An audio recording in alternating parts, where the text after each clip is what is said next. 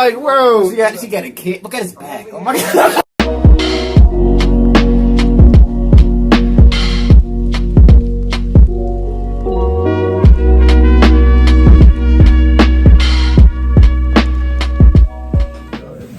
What's up, y'all? Welcome back to another reaction. This is Joey Diaz. It's scary to have no sleep.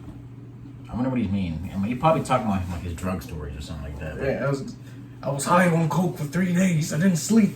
So hallucinate is like something crazy. You're over here boxing demons high. I can't imagine not having sleep for like 3 days, bro. That's like, that's ridiculous. I can't even I can really even hold on that.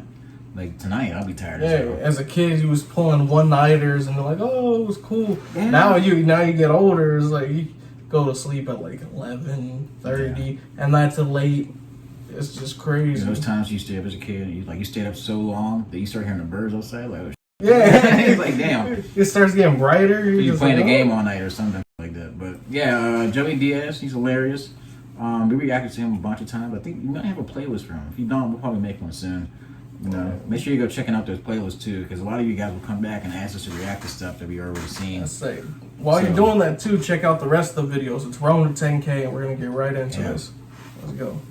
We never talked about this. Remember when we were on the way to the airport and the train station in the limo, and it just pulls off on the side of the highway, and then our driver gets out to go to talk to the guy, and then everybody gets out of the limo and starts walking towards our limo? Do you remember this? And we were both like, what the fuck is this? What the fuck is this? We were both going like, it's gonna be like, pop, pop. like it was this weird scenario. We were on the side of the road in the highway. Yeah. They got in the car. But the guy got in the car and he didn't even say a word to us. He just got in the car. He was wearing pajamas. It was the weirdest fucking thing to happen at 5 in the morning.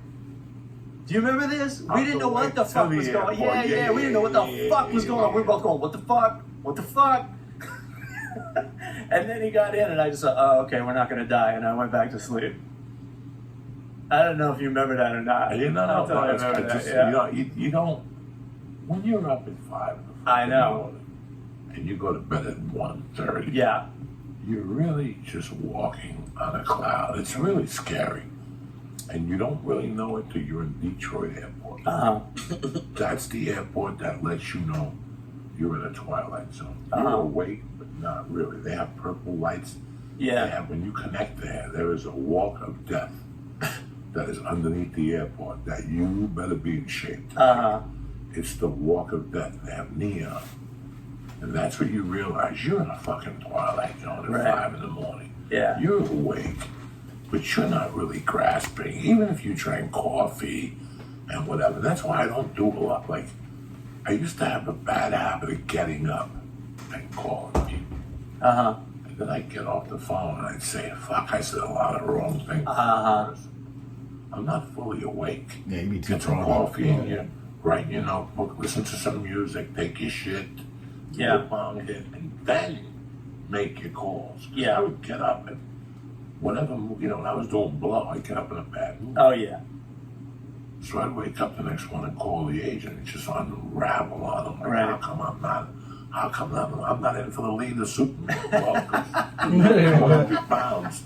Did you ever think about that? But in my cocaine mind, I should have read for Superman. Sure. I'm exaggerating here, but I'm just saying. I get the point, In those days, I would get up and unleash on the agents at 9:01. Like, hey, man, what the fuck? I haven't gotten out in 2 days. And they'll be like, Joey, what the fuck? You went out for 3 auditions last week. I don't give a fuck. Last week was last week, bitch. Get me something. And then, last week was last week. Oh, yeah, I'm a terror. When I was theatrical, really into it, the worst thing I ever did was get breakdowns. That's the worst thing. That's the reality. You started figuring out you were right for about 1 million projects. You're right for about 1 million projects, but you don't know why they're not calling you in. Right. And you confused. You start going on IMDb looking for names and numbers.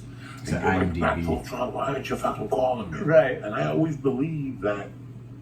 I mean, I gotta be honest because I. You always doing that, bro.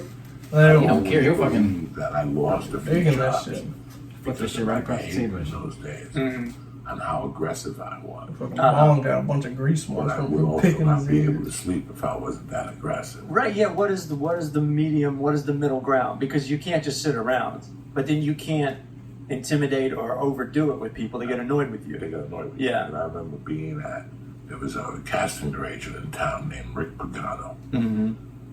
And I did a movie and a couple things happened on the set that shouldn't have supposed to happen. They did not involve me. Uh-huh. But in those days, I kind of took the blame for it. Uh-huh. And I'll never forget, he had a project that I was perfect for. The pay was perfect. Mm-hmm. The role was perfect. And finally, I go to the little farmer's market in Hollywood on Sundays. Yeah. By like Cole and all those Right. creepy streets. I saw him, and I fucking went up to him. I go, Rick, no disrespect. I've sent you 18 envelopes. I've called your office 16 times. I'm perfect for that role. He goes, did you ever think that the director had a nephew that was perfect for that role also? He goes, that's what happened. Right. And I'm like, so you couldn't fucking call me? And, I was a little upset with him. Now he'd never put me in nothing again. Uh-huh.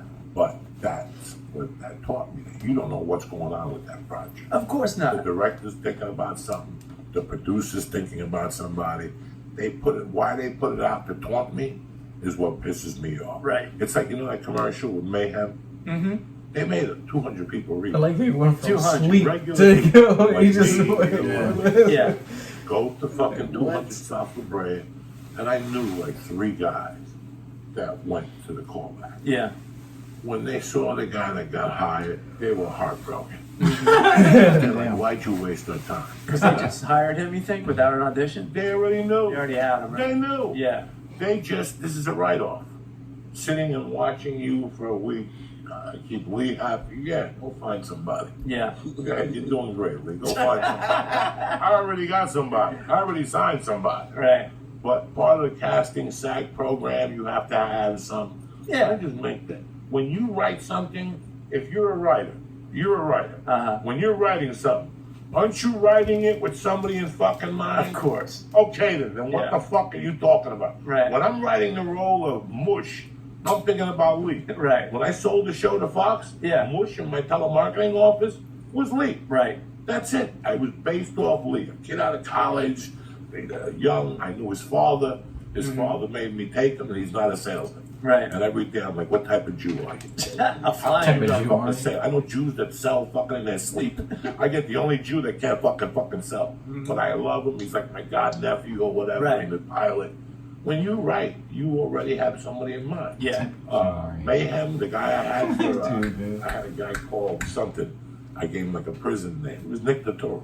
Right. It was Nick Totoro's character. Was it going to be Nick? No. I don't know. If the network will say no. Right. That's what people don't know. Yeah. That you could write for people. I could write and go, this is going to, what's the guy that did A Star Is Born?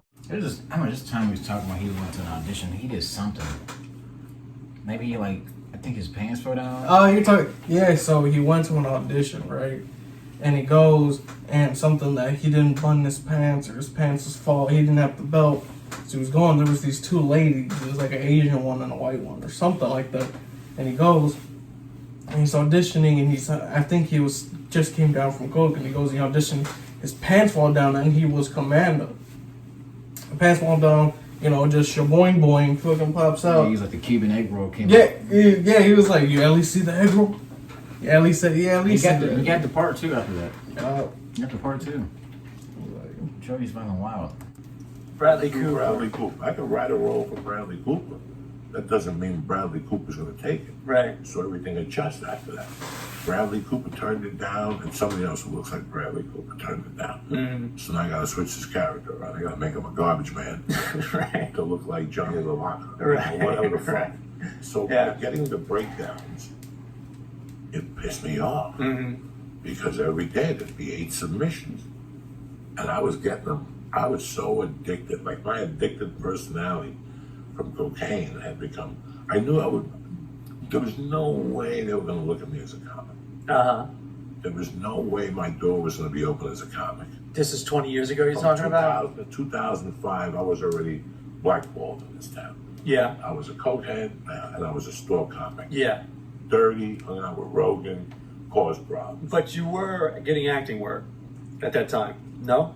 No, I decided to attack acting Yeah. Because I couldn't open a door in comedy. Yeah. Couldn't get a manager, couldn't get an agent. Right. Never went to Montreal. Nobody ever talked to me about nothing. Right. But I'm doing spots at the store, so something's got to be there. Something's happening. Something's You got some happening, talent. You got some ability. And nobody's talking to me. Right. So in my mind, I go, let me open up a different door. Let me open up the acting door. I started taking acting classes, talking to actors. They told me about this thing called the breakdowns. We get them, but you're not supposed to know. Okay. Then I met somebody who goes, you want them? I'll send them to you every morning at 3 in the morning. So I would wake up at 6. Sometimes I'd sleep an hour after doing coke. Is that when you started waking up early? I know you like to wake up early. No, I've always woken up early, but that's the early bird catches the fucking mark. Yeah. Okay? So So you get up at 6, and there would be 104 or 5 pages, then 160 pages of breakdown. Right. You got to sit there with glasses, Yeah. notebook, and a pen, It's exhausting. and write it down and scroll. And they're looking for midgets, and they're looking for billions, and they're looking for somebody to swallow a sword. You know, you read the shit. You know. Yeah. I'll never forget that I read for one, and I actually read it and went, wow. And then I actually got the call for it, and I was like, what?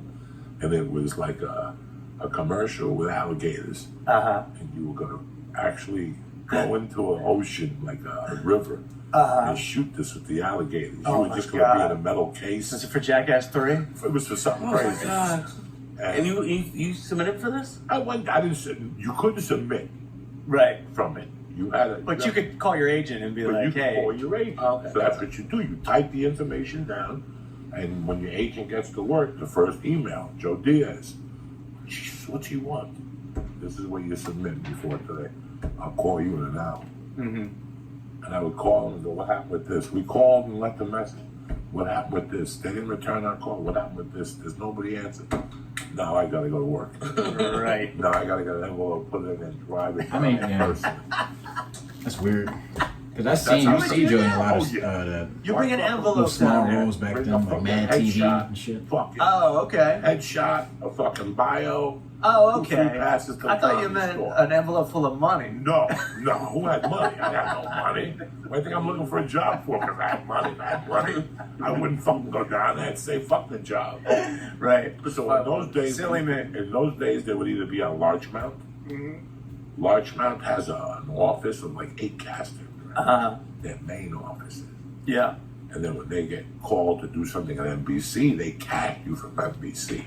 But I would find out where their main office is. And I would hit their main offices. Problem is with the main offices, there's no receptionist. So you're just leaving it dry. That's a 50-50. You're just leaving it somewhere? You leave it under the door. Gotcha. You zip it under the door.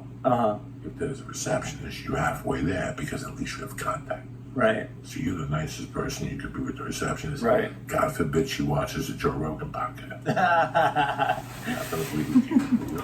Yeah. You follow me, so. I do. That's crazy. But I've seen actual people when I used to be on Tinder. They would be like, if you watch JRE or Joe Rogan, don't swipe up or swipe left for me. If I ever swipe right, he's like, I don't know. It's like the people have like the stigma towards Joe Rogan, especially now. I don't know. I think it's all people thinking way too much too. Way too soft. I don't know. I just don't know how this went from having to no sleep. They talked about it for like 0.2 seconds and went to acting. Yeah, he went into his whole acting shit. But that's Uncle Joey for you too. He just goes and he rants and don't go and he branches off and then he branches off again and no one can keep up with him. The next thing you know, he's just. I like how when he's telling stories, like you're actually able to sit there and like picture it because he's like he tells it in a way where you can imagine yourself doing it as well. So I mean, yeah, I don't know. I just know that he was doing a bit of that acting stuff. Like we watched when we first started reacting to Mad TV. I seen him in like one of the little Sopranos skits. Yeah. You know what I mean? So he was doing his thing. I would say recently, these past few years, is when you started seeing him really thrive in comedy. Like he wasn't like he said, like he wasn't really able to get his foot in the door just because he had like that stigma around him for being like a troublemaker and like stuff like that. So I don't know. He's funny as hell now. I just know you want to see more Joey Diaz on the comments. Hit that like button, subscribe, and share. Go ahead, 10K. Let's get it. Peace.